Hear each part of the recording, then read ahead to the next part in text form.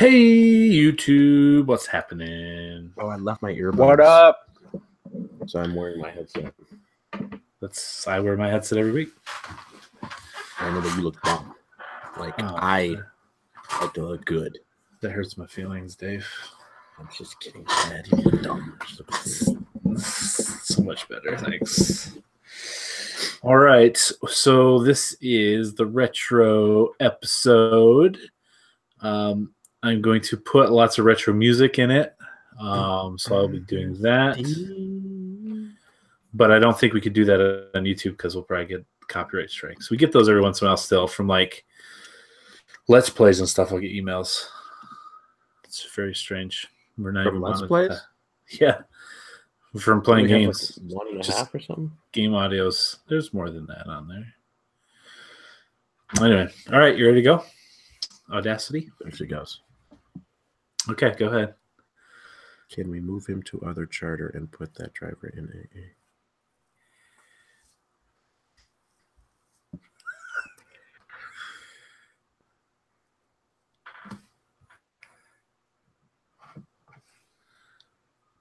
No rest for the weary.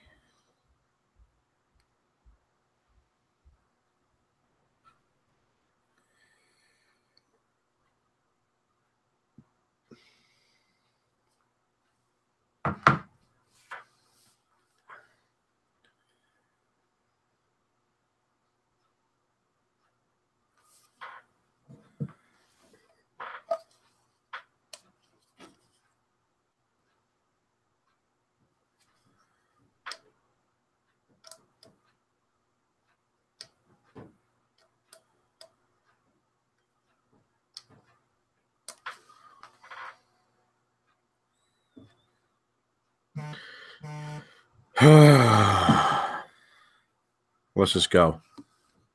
Let's just go. Yeah, let's do it. All right. Let's go. Let's go. Audacity in 3, 2, 1. Welcome, ladies and gentlemen, to episode number 166 of the South Dakota Gamer Podcast. I'm one of your hosts, Chad Viss. Joining me, as always, Dave Mann and Josh Owens. Heyo!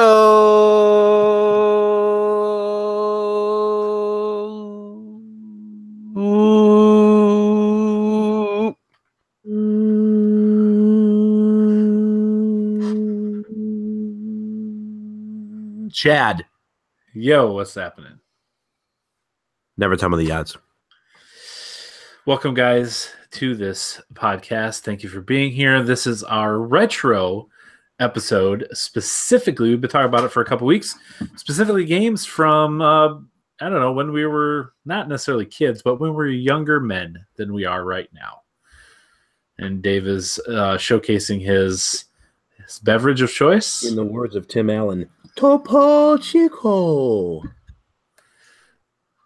And we got, Lipton. Yep. And I left my Diet Pepsi in the other room. Terrible. We both That's have you're healthier too bad drinks. now, isn't it? We both Yeah. have healthier drinks than you. So I got the wrong one, baby. All right, so this is going to be our retro episode. It's going to be a little different than normal. We're not going to be doing any new video game discussions, no news from this past week.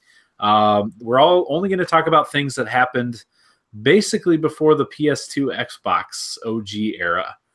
So we're going to reminisce. We're going to get all nostalgic around here, and we're gonna remember our childhoods fondly and the video games that surrounded those. So that's the point of this episode here, just to specifically talk about some of our childhood memories when it comes to video games, some things that helped us get into the gamers that we are today. So the way we're going to start it off is to say welcome, obviously, as we always do, to throw out the Patreon. If you'd like to help us out to continue to do podcasts like this, head over to patreon.com/South Dakota Gamer. You can give us $1 or more, and we would be happy if you did. It would make us very joyful.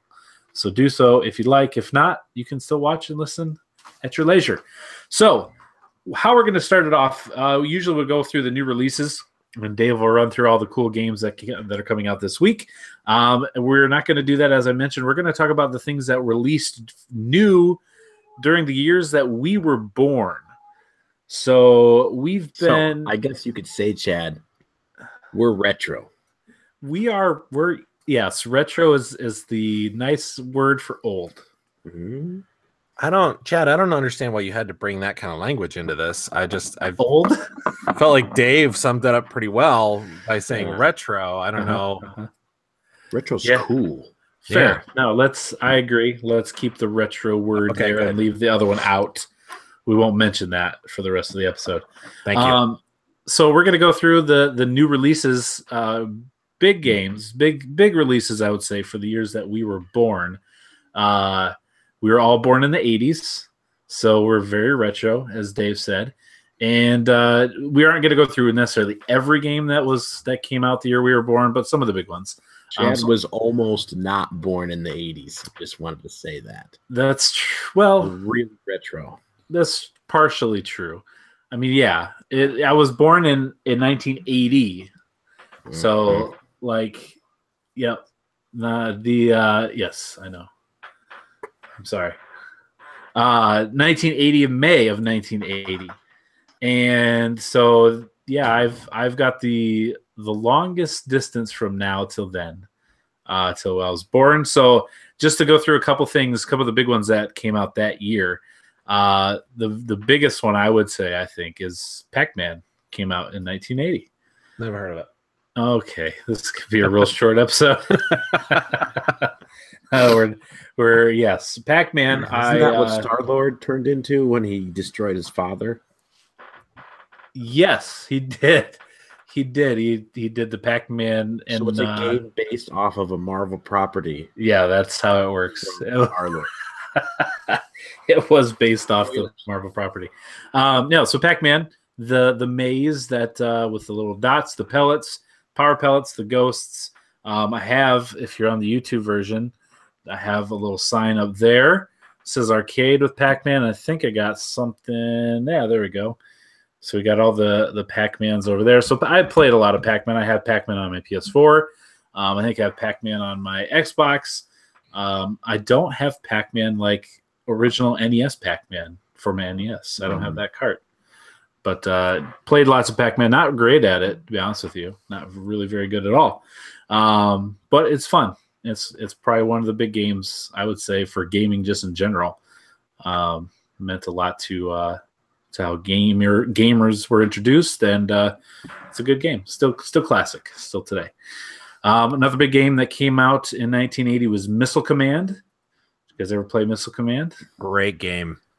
Yeah. Played a lot of Missile Command. Yeah. Very cool. It's just those old school games that, I mean, retro, like you say, they're different. They were trying things that were new.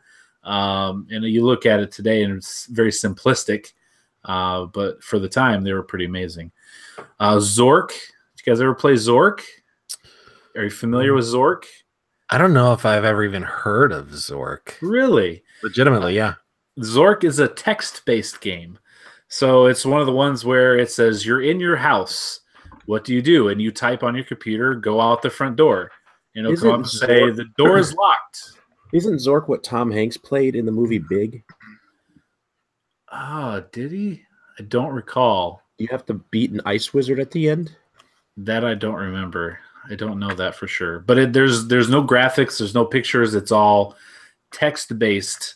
And it responds to you based on how you type in. So you could say, I don't know, if you go there, if I remember correctly, there's something with a mailbox. You go up to the mailbox and you can hit it. You'll punch the mailbox. And it'll say something like, well, you hurt your hand, or nothing happened, or if you find a stick, you can punch something with a stick. But it's all done via text based.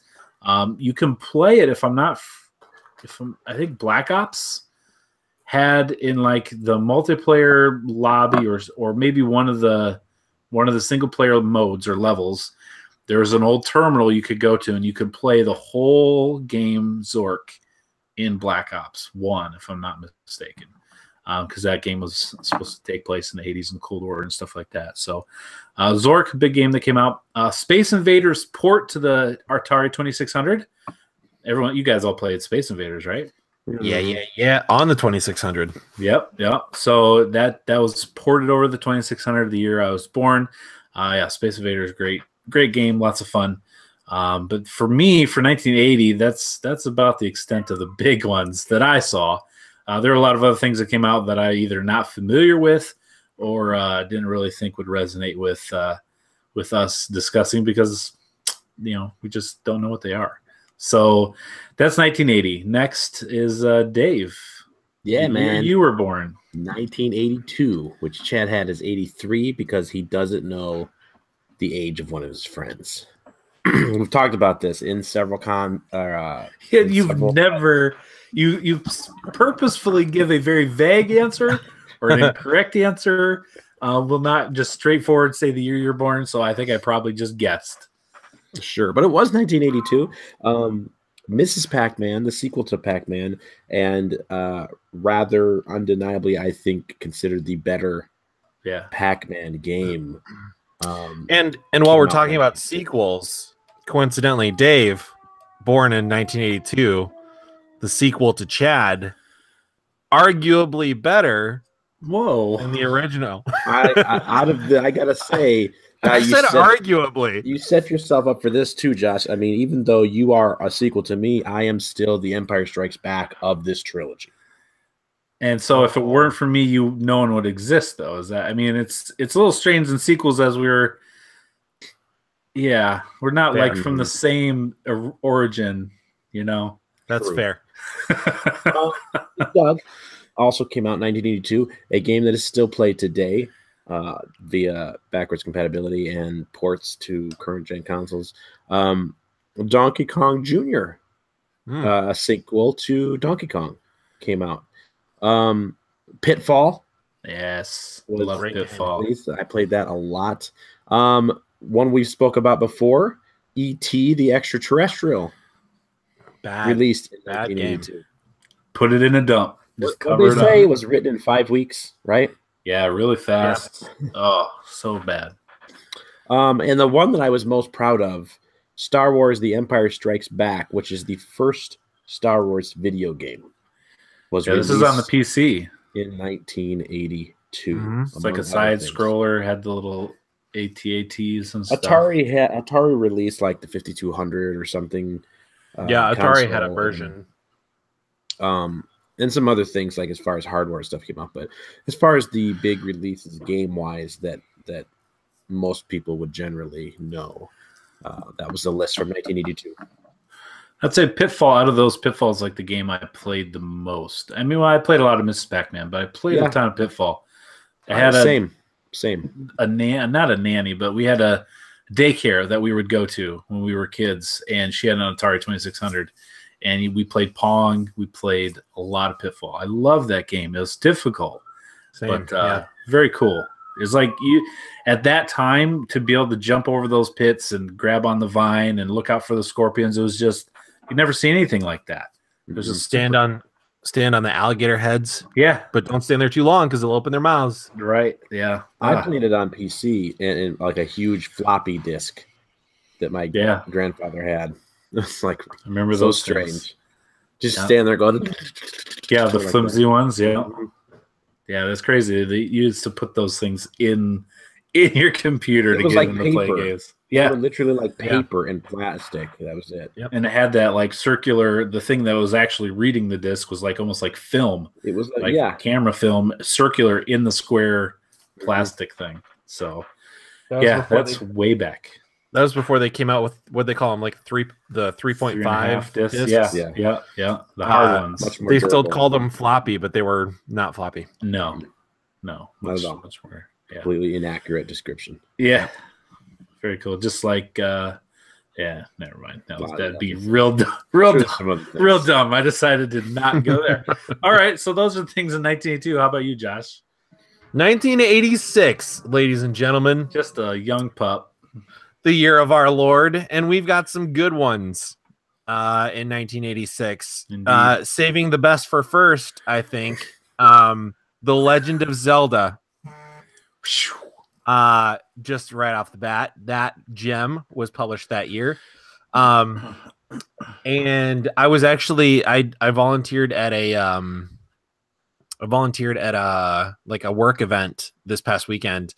And we were working with like high school kids and college kids and like helping them learn about like advertising and like how all the different products and stuff fit together. And for a second we were like talking about video games, and they were talking about like they used the word old video games, like quote unquote really old video games. And they were like, what was that one with the elf and he was like jumping around and like they couldn't remember the name of it. And I was like, you're talking about Zelda. And they were like, oh yeah, Zelda, the little elf. And I'm like, no. How dare you? Get out.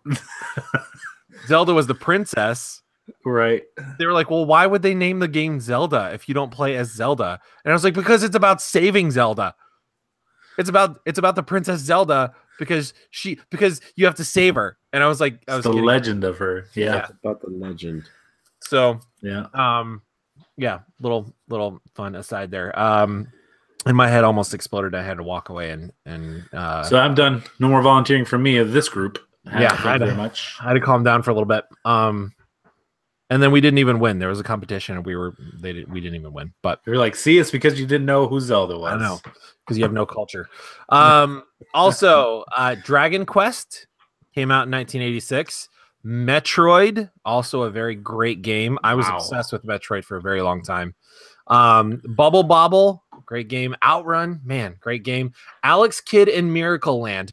So we've talked about the first games we remember playing. And I have to say, now that this rung a bell, as soon as I read this on this list, I went and looked it up. And I have to say, this Alex Kidd Miracle Land is the earliest video game I remember playing. Even before the NES, I remember somebody let us borrow their Master System, like when I was very young, and seeing my sisters play it, and then like trying to play it myself. And I wasn't very good, but I do remember playing this game. Even before like the Atari and all that stuff too. Kid Icarus, which I used to have, I don't have anymore. That's a very difficult, confusing game, but it's very good. Yeah. Rolling Thunder is, aside from Super Mario 3, it's probably the game I spent the most time playing on the NES. Is that the top-down airplane that goes? No, okay. Which one is this one? Rolling Thunder is this. It was also in arcades for a long time. It's a side-scrolling shooter. You're like a real thin guy, and you can like. There was usually two literal levels, like up and down levels to every level, and you could jump up to the top one and like be up there, and then you could like drop down to the bottom one, and like you would like go inside doorways, and you would pick up guns or more ammo or something. And all the villains had like these weird pointed hoods over their heads, and they were wearing like these like they almost look like monks with like pointed hoods over their heads with like eye holes cut out of them, and they were like different colors and stuff. I bet if you saw like screenshots from the game, you'd recognize it. Yeah. Really, really good game. I got to the point where I played it so much. It was one of those games like after you finished every level, it would give you a code to put in to get back to that level if you died or like had to leave, in lieu of like having a save system. Right. Because I feel like it wasn't until later that the NES carts ended up having like a way to save your game directly on the cart. Right. So it got to the point where I would like I had memorized codes to get to specific levels, and I would just like sit down and like jump to like level 5 or something and start playing. Cool. Great game. The Sega Master System came out in 1986. Wow. And Ubisoft and Bethesda Softworks both became official companies in 1986 as well. So 1986 is a good year, yeah. Lots big of year big for video things. games. And not a video game, but The Neverending Story was released in 1986. So very cool. Great movie. Cool. All right. So those are the big new releases for the years we were born. Now as we talked about the last few weeks about doing this episode, the guys and I decided that we would specifically play some games from this time frame so that we could talk about those. Obviously, God of War came out this last week, and I know some of us have played a lot of that, but we wanted to, being the retro show, talk about specifically the games that came out again, PS2, Xbox era, and earlier. Some of us have some of those systems still, the actual systems that work, and we're able to play games on those. But as you're aware, there's a lot of other ways to play retro games, whether it be on the Switch, PlayStation, Xbox. You can play a lot of old games still on current gen consoles. So that's a way to go, and it's convenient. But there is something about hooking up that old system and playing the games as they were. That's kind of special. So we're going to go through and talk about what we played, not only back then, but over the last couple of weeks. So Dave is going to start us off with some of the games, retro games that he played. Well, I have to preface this, guys, with a little bit of some disappointing news. I was planning on playing my retro games this weekend. Unfortunately for me, I did have a chance to make some extra money, and I was going to take my I took my Nintendo Classic with me, actually, because I was going to take that. I was going to play some stuff on my Switch, too. But I didn't pay attention to the logistics, and I expected to have an extra 5 hours to play and ended up sitting in a car for 5 hours. And I ended up playing Stardew Valley on my Switch instead of retro stuff, although it kind of looks retro. It does, but it's not. No. So I did come back today, and at work I snuck my SNES Classic and played a little bit. Wow. And I did play some last week anyways. But my games that I played for this retro podcast and for my enjoyment were The Legend of Zelda: A Link to the Past. Nice. How far did you get? My favorite game. I started from the beginning, and I went all the way through until Zelda and I got out to the Sanctuary. And then actually, I take that back. I went from Sanctuary to the Kaikaira Village. And I remembered that Sarashala or Sarashala. There's no one knows how to say that, the first temple. No one knows. And so I started making my way out there, and then I decided I need to stop because I could keep playing this or I could play more. Sure. I put in some Super Mario World, played through the first whole first stage until I beat the first Koopa Kid. Man, it's such a good game, man. Super Mario World. It holds up. It absolutely does. Absolutely does. It's an incredible game.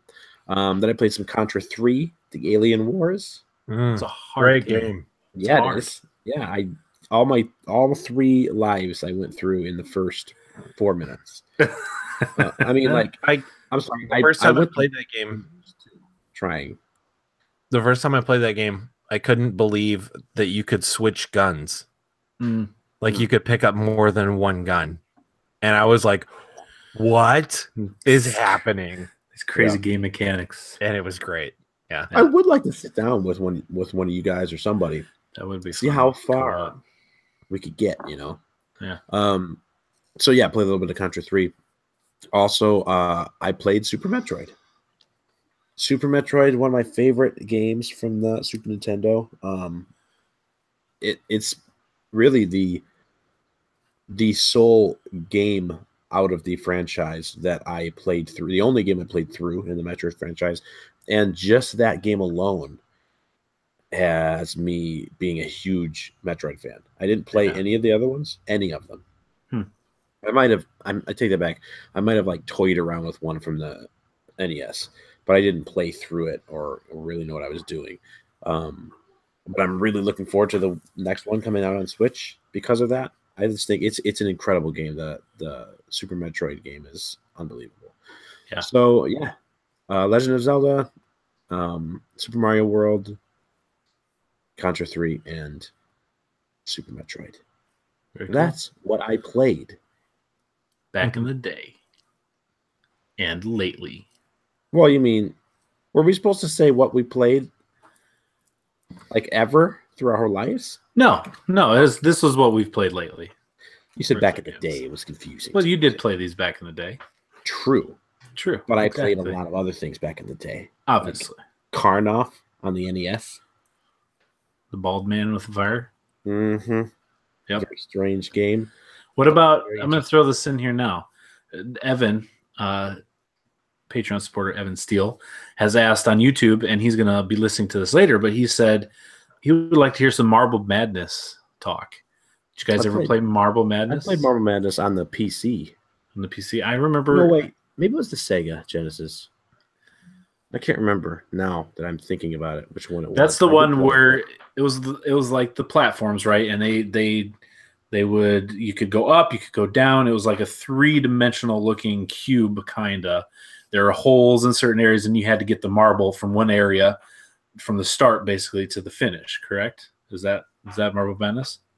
Mm-hmm. Yeah, you are correct. Okay, I do remember playing that at a friend's house. This game. I don't think I ever played it, but I feel like I would have loved it. Yeah, it was addictive because I never owned it. Yeah, same. But I did play at a friend's house. I do remember specifically because it was trial and error. You'd fall into a pit or you'd fall off the edge and it'd start you back at the beginning. I don't recall if you had so many marbles to get to the end, but it was a very cool puzzle. It's definitely a puzzle game, and lots of fun. What about this game? That looks delightful.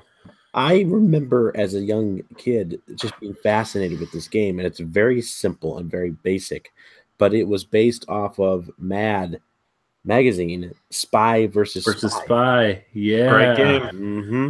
I remember that. It was just so cool. All you're doing is running around and hiding bombs in different places and knives and trying to find the briefcase and get out with it. Yeah. It was cool. I thought it was just a different type of game that you don't normally play. And it was funny how you interact with the person you're playing with. Right. It's funny how you remember some of those old games and you remember them fondly, and then if you were actually get the game and play it again, you're like, man, this either it's not that good or it's just so simple. It's like, man, why would anyone actually spend tons of time with it? But as a 10, 11, 12-year-old or even earlier, I remember games like Marble Madness and Spy vs. Spy, or even not Yonoid, the 7-Up Spot guy. Oh, on Sega? Yeah, Spot. In playing games like that were just not very good, but maybe it was because it's all we had, and our parents didn't really fully quite buy into the whole video game thing. I'm sorry, we're kind of Yonoid was going great on too, a tangent here. Yeah, I was one of the, I feel like, rare few kids. My dad bought a Panasonic 3DO. Wow. It was one of the earlier disc consoles, and I had a game called Twisted. It was like some type of game show, Twisted, and they used a lot of, like how Mortal Kombat used actual motion cap, that looked like real people that would do motions, like you would do that. But I want to give a shout out to Gex. Did you ever play Gex? I think Gex, I know what it is. I don't think I ever played it though. I think Gex might have been a 3DO exclusive. I could be wrong. I could be wrong. But yes, he was a gecko.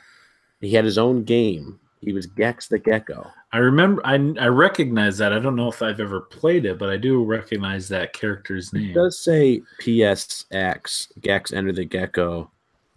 There's different types. So it ended up coming to PlayStation. But and he wore sunglasses, right? Yes, he did. Yeah. He was cool. I think I might have played Earthworm Jim for the first time on the 3DO. Oh yeah, I played Earthworm Jim on the Super Nintendo. I played it on the Game Gear. Nice. Groovy. Oh man, I forgot all about my Game Gear. If I ever find a Game Gear out in the wild, I'm absolutely buying it. When the Game Gear came out, it was so amazing because as far as graphics and stuff, it absolutely just destroyed the Game Boy. Yeah. And it had a backlight. It was literally, I mean, this is no joke. I mean, it's not nearly as powerful, but it really was like a primitive version or a predecessor of the Switch. It was very much like what the Switch was, because the Game Boy was really cool, right? Had its own games and all this stuff, and had its own little. But the Sega Game Gear really was like you were taking your Sega Genesis on the go, because it played and looked exactly like what you would see on your Sega Genesis. Yeah. And it had some of the same games, Hmm. just different. You know, you obviously had to have a different cart and buy it again, but it was really cool. That was part of the allure that made me really want to play it and really want to sit back in the back of the car on the way to grandma's and play the Sega Genesis or the Sega Game Gear. That's cool. Yeah, no, those are fond memories. That's what the retro thing is about, nostalgia. Josh, what did you get your hands into this last week or two? Well, I ended up I did play my games on the original hardware. Nice. And I was kind of sad because I only got to my Nintendo 64 and my NES. I also have a PlayStation and a PS2 here as well, but I didn't hook those up because I hooked the 64 and the NES up at the same time to my TV, my bedroom TV.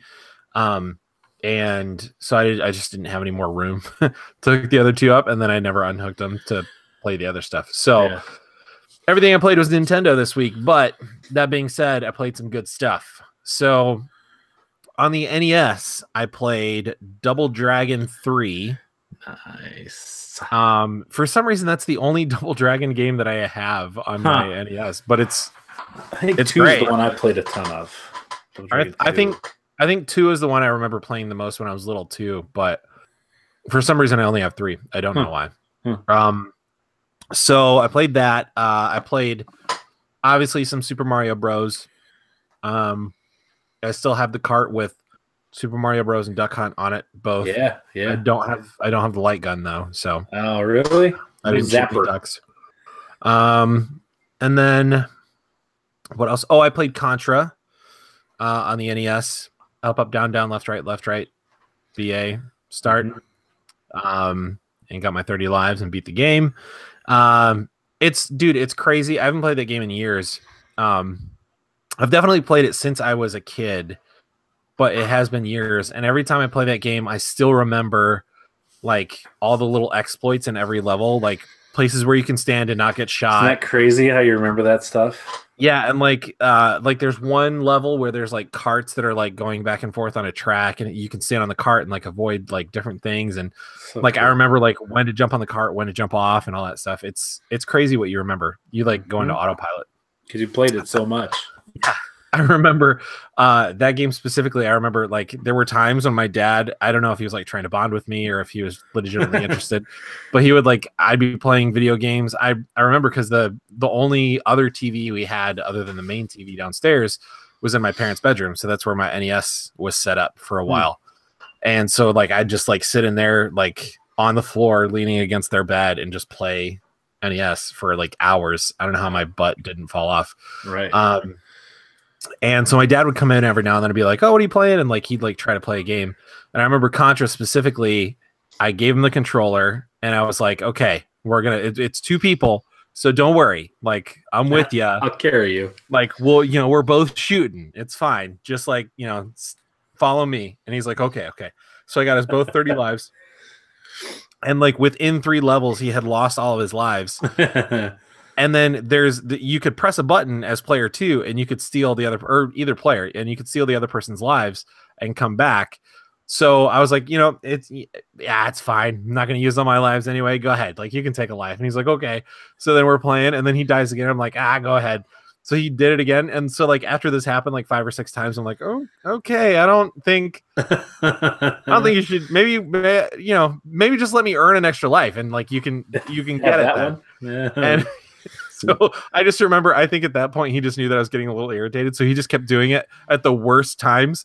Like I'd be the screen would be full of stuff, and he would just like press the button, drop in, and die immediately. And I'd be like, "Come on!" So at that point, I remember like there was a point where I was like, "Okay, Dad, you should just play on your own next time."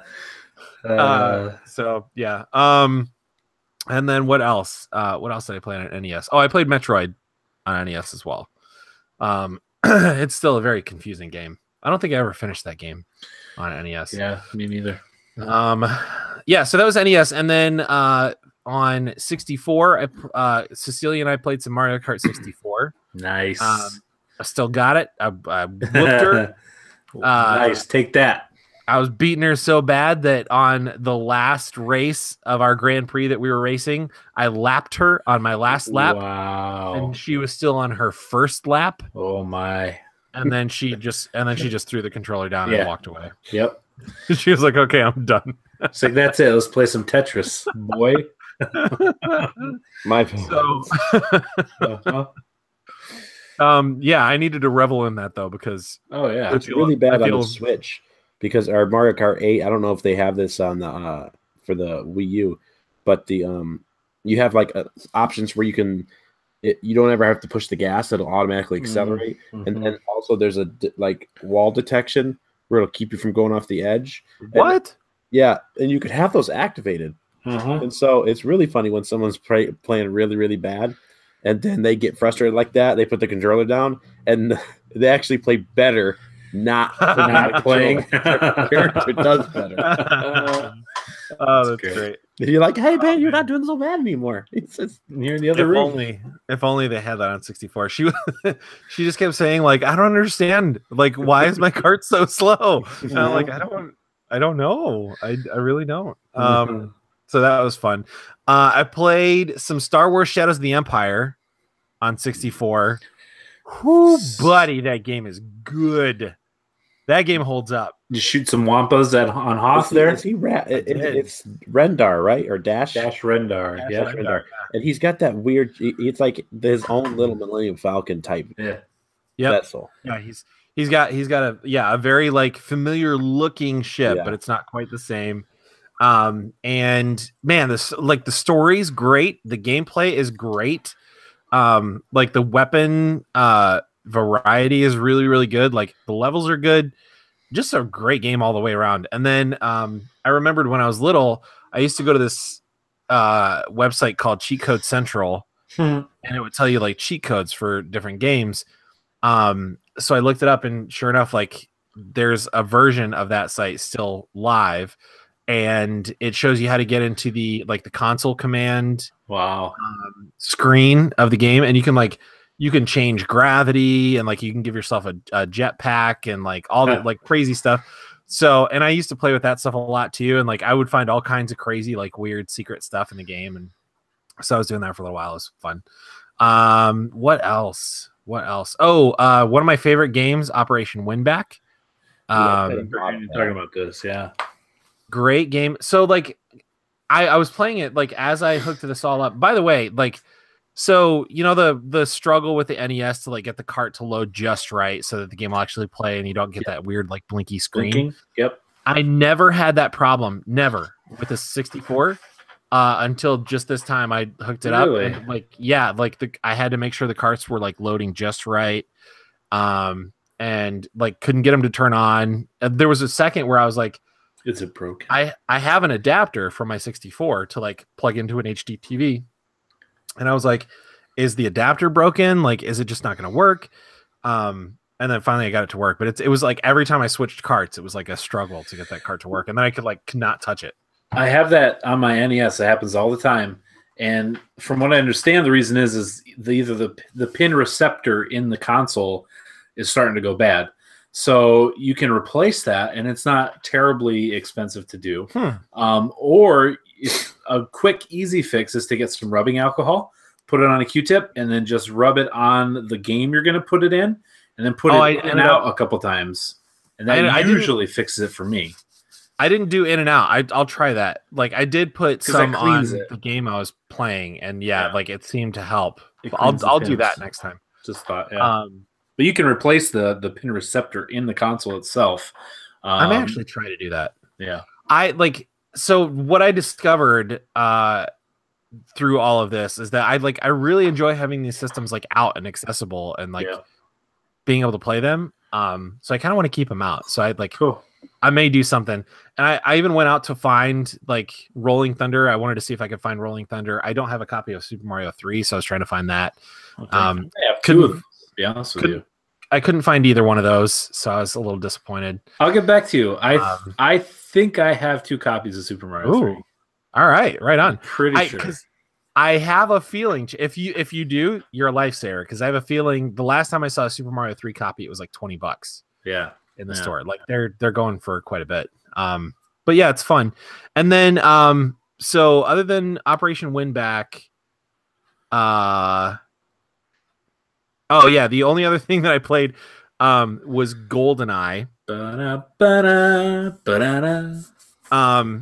And you guys ready for a hot take? I'm gonna give you a hot take. Yeah, I love this game. I remember playing this so much and having so much fun. I Give know, me me your too. hot takes. Tell me. Me too. I love this game so much. We used to play for hours. I would play with I remember one of my friends lived right down the street. He'd ride his bike to my house, and we would play all the time. It's real bad. What? It's real bad. Does not hold up. What is it about? Okay, I'll say, what is it about it that makes it that bad now? The graphics are pretty bad. Like even compared to other Nintendo 64 games, like even compared to Operation Winback, which is also not a great graphical like masterpiece. It's just bad. It's just the graphics are bad. And then it's almost like they nailed like the polygonal stuff, like everything's like 3D, but barely. And everything is like, it's just like there's like blocks of green, and you know, like the uniforms are green, so it's like blocks of green, and then you know, like peach color areas where their hands and faces are and stuff. And then like the, you know, they do some sort of weird, like there's a photo, and then they like plaster that photo on the polygonal shape, and it's just really not weird. Good. But beyond that, like my main gripe with it was like sitting down and using that weird Nintendo 64 controller with one joystick in a first-person shooter is crazy. Like, because there's no like this, man, the controls are just real bad. So like the yellow C buttons, all the way on the right, you can use those to look up and down, and you can strafe left and right with them. Okay. So it's as if you have another joystick assigned to the buttons. But the weird thing is all the directional stuff is on your left joystick, and the up down and strafing. So, and then except for up down, sorry. So like only like linear, like horizontal X-axis, movement is on your left joystick, and then you have up and down on the, we'll call it the right joystick, and you also have strafing on the right joystick. So it's super unintuitive. It's just a bit real, and there's no good controller layout, because there's several different options for controller layouts, but it doesn't affect any of that. Like there's no good controller layout for that in that game. And I wonder why, like remembering the game, right? Not having played it in a while, I don't remember having issues with the controls. Is that just because we didn't know any better? Like we didn't have the dual joysticks like we do now. So that's just the way it was. I remember learning how to use those C buttons. Just plowing through there. You did it. How to turn and how to maneuver and everything. There was no you mastered. There was no dual joysticks until like there were original PlayStation controllers that came out that had two joysticks on them. But not until much later. And like so there is like there's an auto aim type feature in the game. And fortunately you do end up having to look up and down sometimes, but it's not all the time. The weirdest thing about it is like trying to go around corners or like make tight turns in a room, and just it's so disorienting to have the entire camera turn anytime you're moving the left joystick. It's just real weird. So like the nostalgia is still there, and it was still definitely enjoyable to play. It was just like mind bending for a second to figure out what the heck is going on this controller, because it was crazy. But I will say, like every other game that I played still holds up. GoldenEye does not hold up super well. I would love to get a remaster of that game. Sure.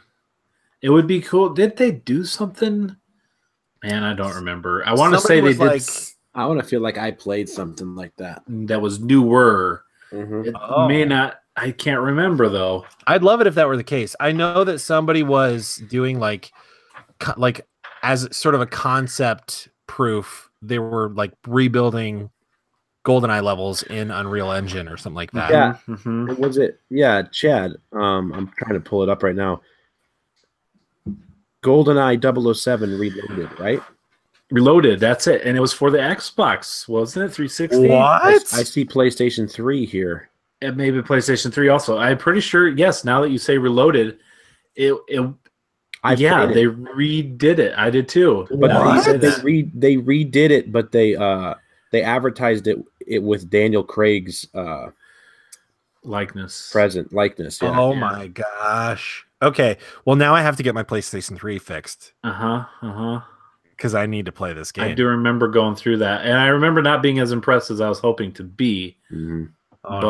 But that doesn't necessarily mean that it was bad. That just might be because the source material wasn't that great to begin with. It was released in 2010. Okay. As long as I do remember that now. As long as it utilizes dual joysticks, I think I'd be happy. Yeah, gosh, I wish I could remember how I felt about it. I bet if I looked in my gaming history, I definitely play that game. I played through quite a bit of it, I remember. Looks like IGN gave it a like an 8.5. Yeah, that might be something worth looking into.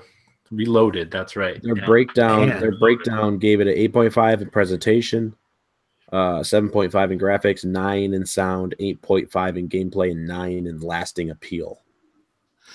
Man, there you go. I'm gonna have to get that. But yeah, so that's all I played. Cool. Very, very fun.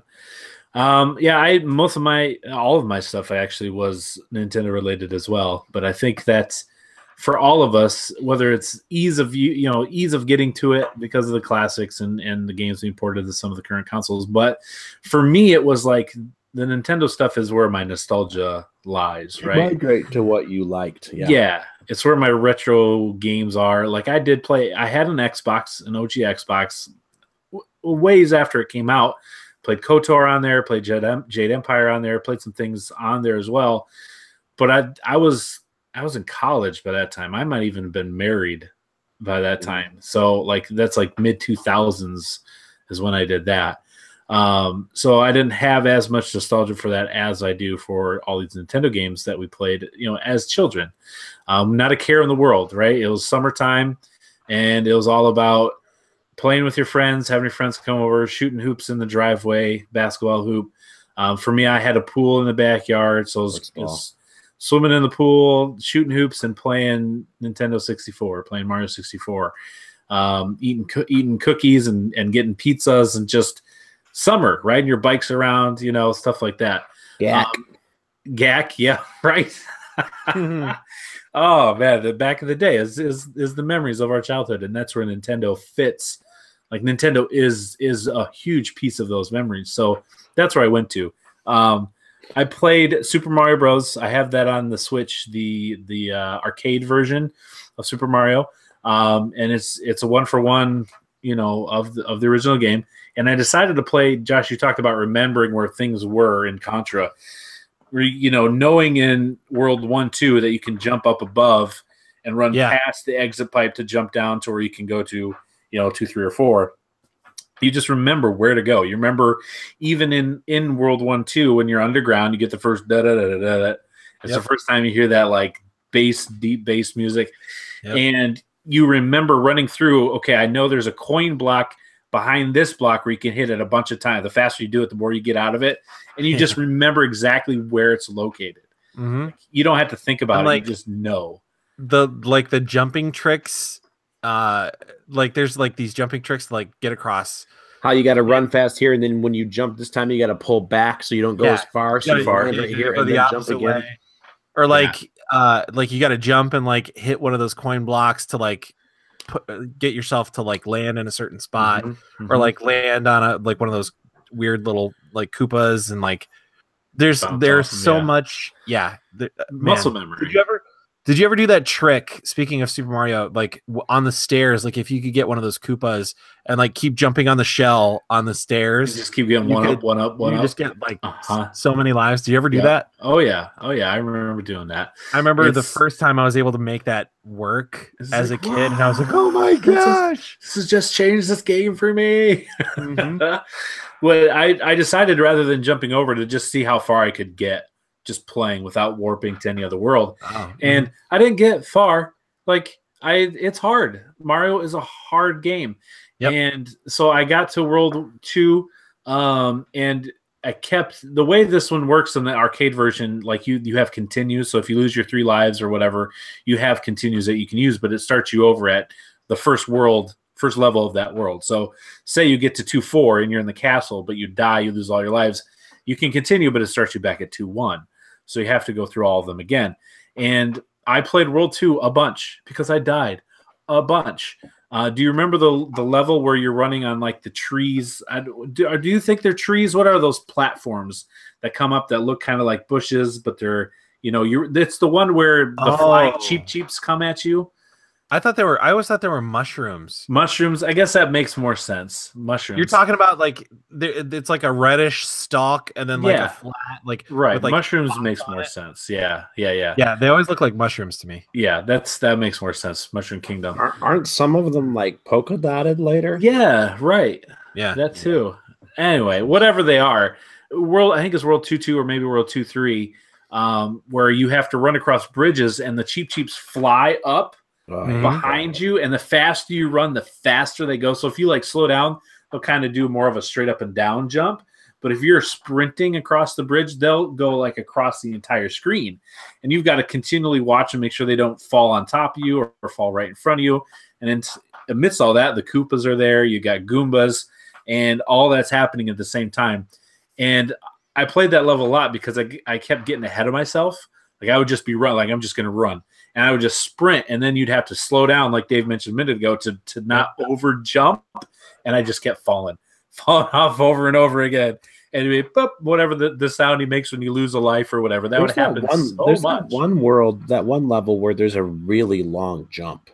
I can't remember. There are a few where it gets really tough. And I found, because I always use the skips to skip ahead worlds, there are a lot of worlds I didn't play the levels very much. You always was skipping ahead, guys, if you could. Right. And when you decide to try to actually play them, you're like, man, these are really hard because I didn't do it very much as a kid. And the levels get difficult.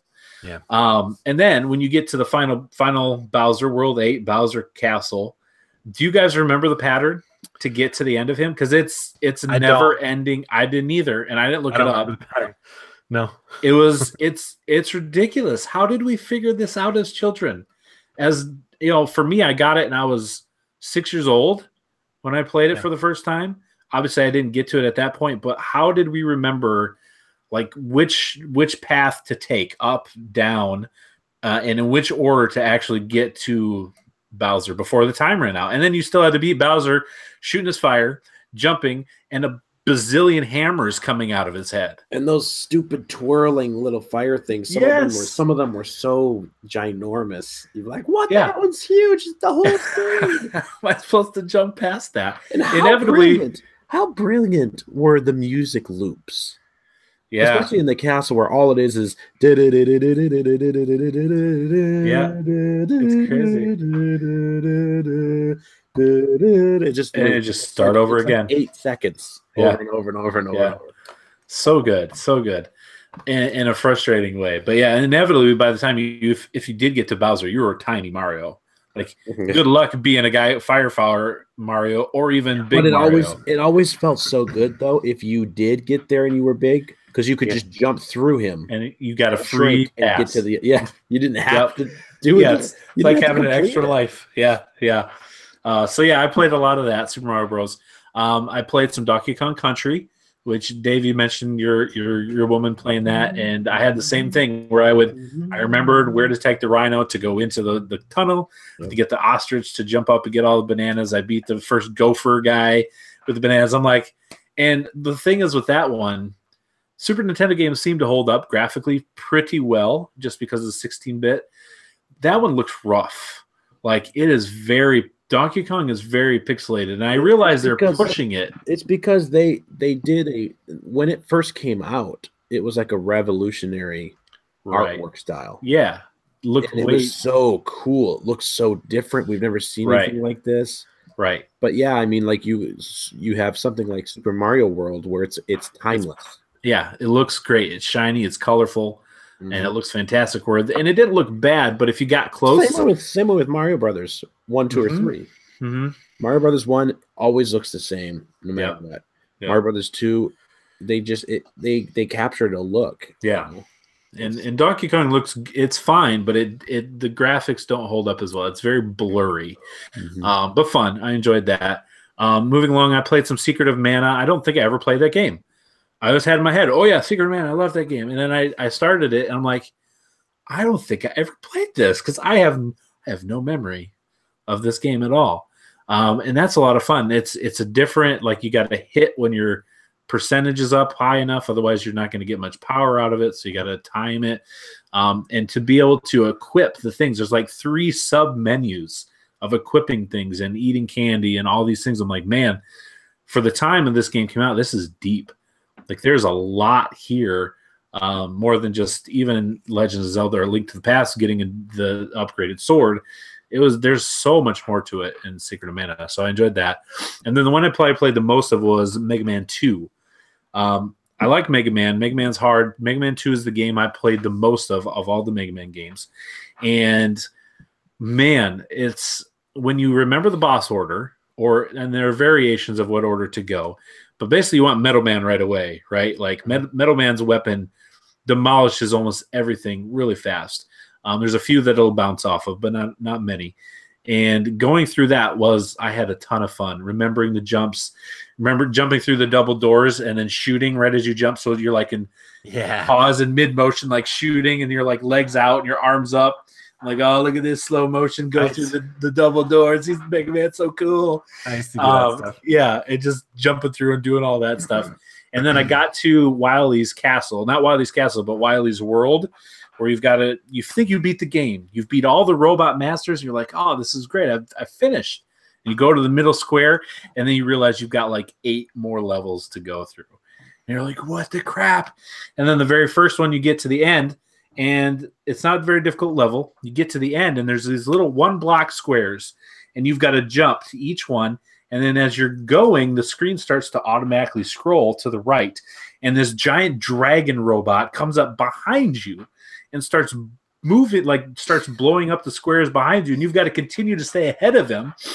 And then once you do that, if you don't miss your jump or fall off, you get to the end, and you got to turn to your left, which is the first time you've had to do this. And you've got to shoot him there. And the weapon uses Quickman's boomerangs. That's what he's most susceptible to. But he's throwing fire at you. He's flying up and down and forward and backwards. I couldn't beat him. I kept falling. He kept knocking me off. And you know how when you get hit, you like startle backwards? Every time that happened, I'd fall off the block.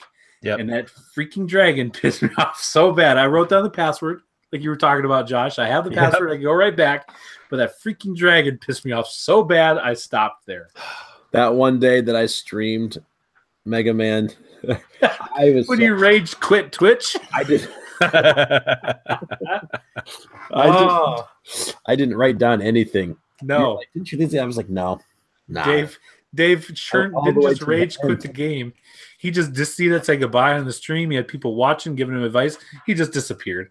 It's the most viewers I ever had.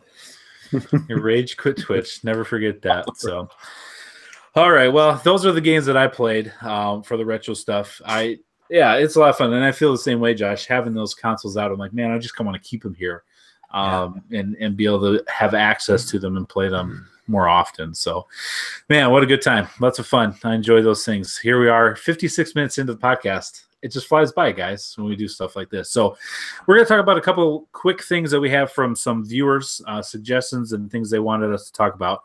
And I don't know how much we'll be able to go into depth or how much experience we'll have with some of these or thoughts, but Joshua J. Breast recently put in any good arcade places that you've been to or memories of arcades. He's out in Rapid City, South Dakota, out west, West River. I'm here in Brookings. I'm literally the other end of the state, like 8 hours away. But he was talking about a really cool arcade and sent some pictures to us, actually, of Press Start Arcade, which is a great name, in Rapid City, South Dakota. They have a lot of old school arcades there and things like that. Do you guys have any arcade memories of going to an arcade and playing an arcade? Obviously, the Dave and Buster's of today, but maybe back when you were a kid at all? I don't really have. I never really was big into arcades. Like, I think it's because I was never really ever taken to arcades or anything like that. Mm-hmm. I did, obviously, like my parents. Sometimes they were in a bowling league with some of the a couple other couples from church, and there'd be like an arcade in there. Like that's the memory I have of going to the reoccurring memory of the arcade. Yeah. But I don't ever have any like memories of, oh yeah, let's go play this game or let's go play this specific arcade game. Of course, everyone that's gone to arcade has played some Pac-Man at the arcade. But the one game, and this is out of character for me, it's because it's not the kind of games I usually play. But one of my favorite arcade games to play was the off-road arcade, where it had 4 wheels. Yeah. And the gas pedal too. Yeah. Yeah. And you could get 4 friends to all play, and all you're doing is just driving your little off-road trucks around in circles trying to beat each other on this track. And it was cool because it was you used your wheel and you just kept spinning. Your car could turn in all different directions, drive backwards, drive this way, run, spin around, go over boosts, jump on stuff. And it was really cool. Like, we used to all love playing that and seeing who would win out of all of us. Yeah. But other than that, I mean, I haven't been I was never a huge, like, I got to go to the arcade person. Yeah. I was more of a sit down in my room and everyone get away from me. Let me enjoy this by myself. Type Right. person, Yep. Fair. How about you, Josh? Any arcade memories or anything? For me, yeah, it wasn't necessarily like specifically arcades. Although, like, when I got older, I loved going to the arcades. Like, a couple of friends of mine would, like, every now and then we'd go to like GameWorks or somewhere like that and just like spend a day. Like, actually, we wrapped up my bachelor party at GameWorks Nice. before we got married. Cecilia and I have done like date nights to GameWorks and stuff like that. But when I was a kid, like, when we would go to places like Chuck E. Cheese, the arcade machines, that was usually what I was most interested in. Like, I knew I wasn't going to get enough tickets to like get anything really worthwhile. So I would always like migrate over to the section where they had the arcade machines, and I'd play like the one that I remember playing the most was the X-Men game. It was like a side scroller beat 'em up type game. I don't remember what the actual name of it was, but I just thought that game was so cool. Like, I'd pick Cyclops all the time, and I just blast people with my laser eyes.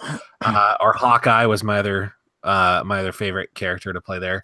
And then other than that, like, when I was very, very little, the mall that we used to go to had just like a few arcade, like, this is back when malls used to have arcade machines like sort of out in the middle of everything. Like, in like the main thoroughfares, there'd be like sections where they just have them here and there. And so there was this game, I don't even remember the name of it, but there was this game I used to talk my parents into letting me play every now and then. It was like your character was always running. So the camera was behind your guy and he was always running.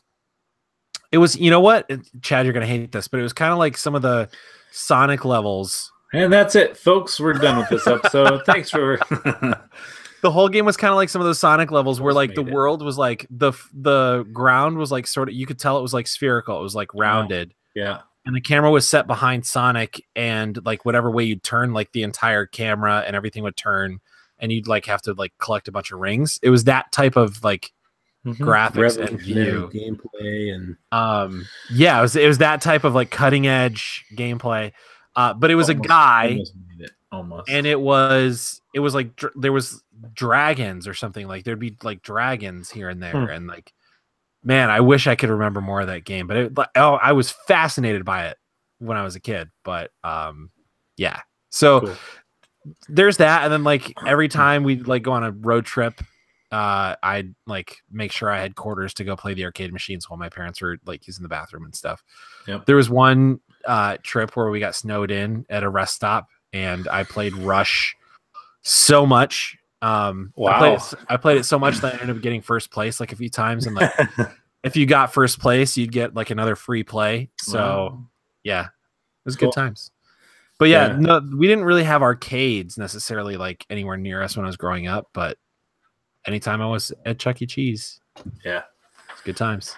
Yeah, for me, the arcades, I didn't have them when I was a little kid, but like, I remember being a teenager, so like 15, 16, 17, somewhere in there. And the mall, like you said, always had the arcade. And it was usually by the food court or by the entrance, one of those two. And I remember as a kid, Mortal Kombat, fighting games, Street Fighter, we weren't really allowed to have those because they're violent. You're literally beating each other up. And so in the understanding of how video games were and what they were, we were not allowed to have Mortal Kombat. And so as a teenager, as a 15, 16-year-old, I wanted to play Mortal Kombat. Can you imagine playing Mario Kombat? That'd be great. That'd be awesome. Anyway, so I would go to the mall. Like you'd find, yeah, fair. You'd find an excuse to go to the mall with your friends, right? And you get your parents to drop you off, or you have one of your friends' parents drop you off. And I'd bring you the quarters, or by that time it was probably 50 cents, maybe even $1. And I'd go and I'd play Mortal Kombat 3 probably at the arcade, where all the blood spattered, and you'd try to find out what the fatalities were to do all those. And then I'd play a lot of Tekken. I realized playing those games, I'm not very good at fighting games. I'm not good with the, half circle, high punch, low punch type combo stuff. But the allure of wanting to play something I couldn't play at home always drove me to those games at arcades. So being the rebel that I was as a teenager, playing them violent video games in the arcades. So that's my experience with arcade games. Nintendo. Yeah. But like Josh said, like now I'm more drawn to arcades than I was ever as a kid. Yeah. And so like if we ever go back out to Rapid to see Mount Rushmore again, it's been a few years since we've been out there, bring the kids out there again, I will definitely look for Press Start. And Joshua, I will make sure I hit you up and let you know we're coming out that way, so we can hang out or something, get lunch, and play some video games in the arcade at Press Start, because the place looks cool. There's a lot of them that are there. So I will definitely make sure to check that out when we head out West River again. All right. One other question we have from a Dylan Phillips. He wants to know about some Easter eggs that you remember from your video game childhood. We talked about, I had mentioned we were going to talk about Ready Player One. That movie came out, which was a book made into a movie, and that's all about Easter eggs. The movie is, just tons of things that they've hidden in there, whether it's a bunch of Spartans running across the battlefield, being in the DeLorean, things of that nature. Do you remember as a child or as a kid playing games that had Easter eggs in them that didn't necessarily do anything? Today you'd find them and they'd give you a trophy and an achievement, right? But back then they were just cool to find. Do you guys remember any kind of Easter eggs in any games that you found or thought was cool, or maybe something that you never did find but was something you heard of? I remembered this. It's going to sound like I didn't just discover it in my recent play, but I always noticed this was here. If you go into, I don't know if it's just one house or if it's several houses, but in The Legend of Zelda: A Link to the Past, you can go in and you will see a portrait of Mario on the wall. In some of at least one of the homes. Now it's not like it's obviously not a identical replica of Mario, but it's a guy. It's just a guy going like this, smiling, and he has a hat on, and it almost looks like it's an H, but it's just a pixelated the M. It's a hat with a M on it in the front. Huh, that's cool. I don't know if I ever knew that was there. Yeah. I'll have to check that out. Neat. Josh, anything?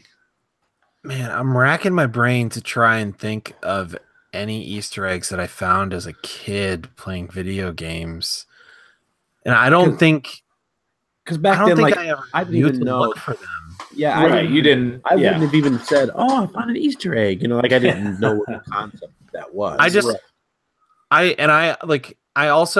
feel like I would have had no concept of any game being related really to any other game, except for like games that I knew were in a series or something.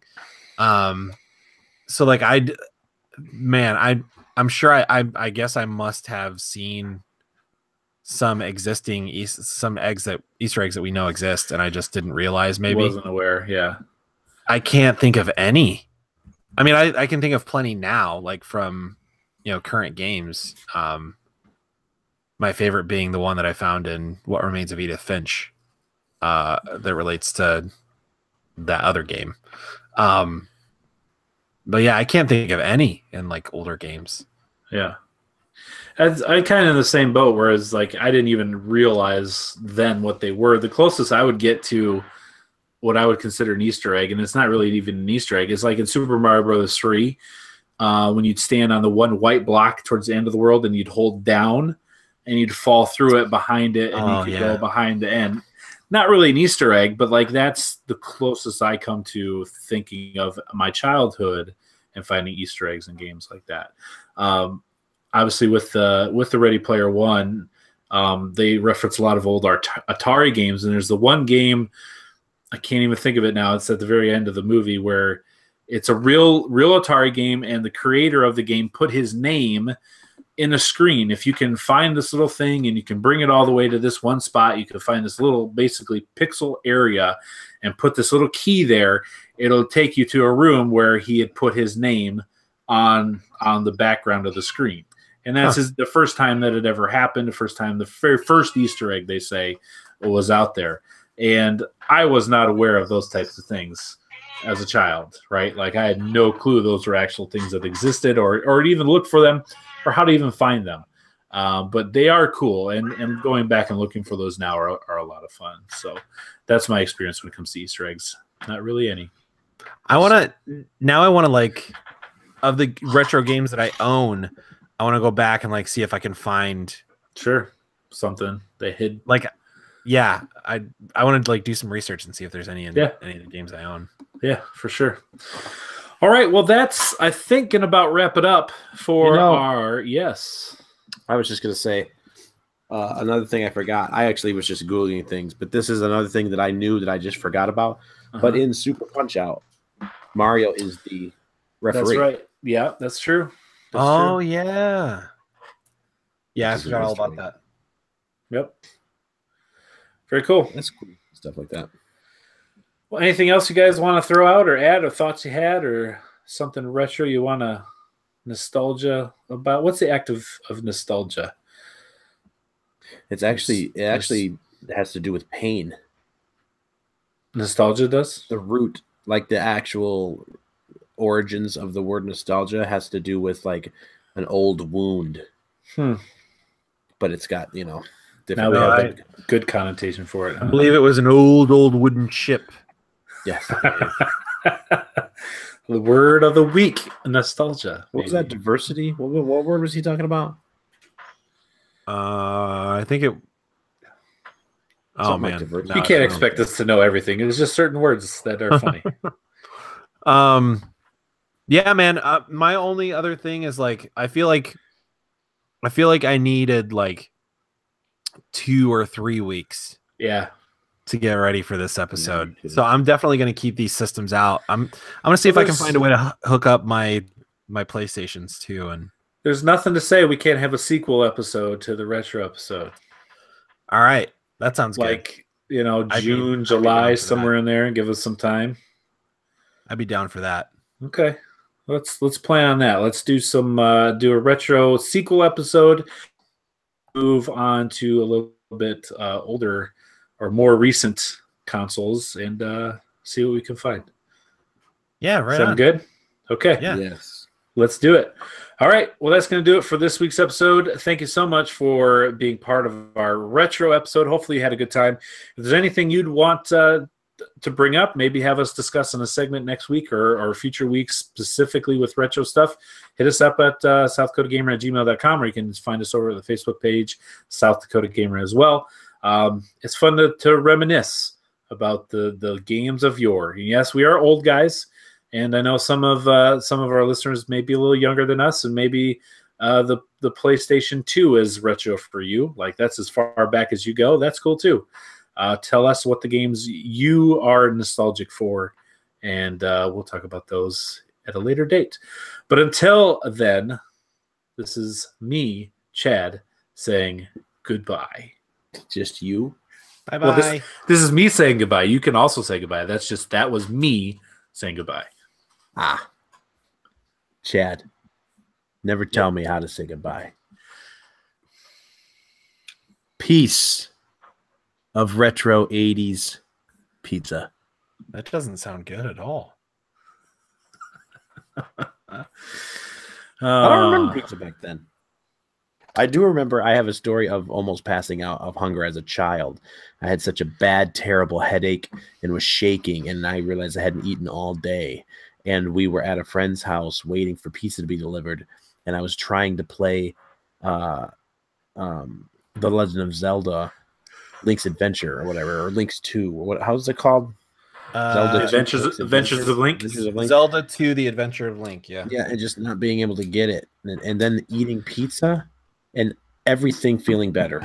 Yeah, well, and that makes sense. And that was the start of my absolute addiction and fascination with pizza. Pizza. Mm-hmm.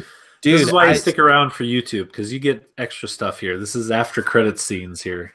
My audio's going. I didn't know. Oh, I stopped mine a long time ago. Yeah, I stopped mine too. When I said goodbye, basically. Oh. Speaking of Zelda 2, I still remember the day I brought that home from the store, brand new in the box. That was when they were still selling NES games, brand new. Mm-hmm. And I got it at KB Toys. Oh, yeah. And I took it home, and I was, in the mall. I remember that store. So excited. And I plugged it in, and I was like, oh my gosh, it's side-scrolling. It's not top-down. Yeah. It's side-scrolling. And the graphics are amazing. And you could go inside people's houses, and like there were towns. You could go inside people. Yeah. Revolutionary. Yeah, awesome. Pretty cool. Thanks for watching. Now I need to go back and play that. Thumb it up. Where please. Mario Odyssey got it from.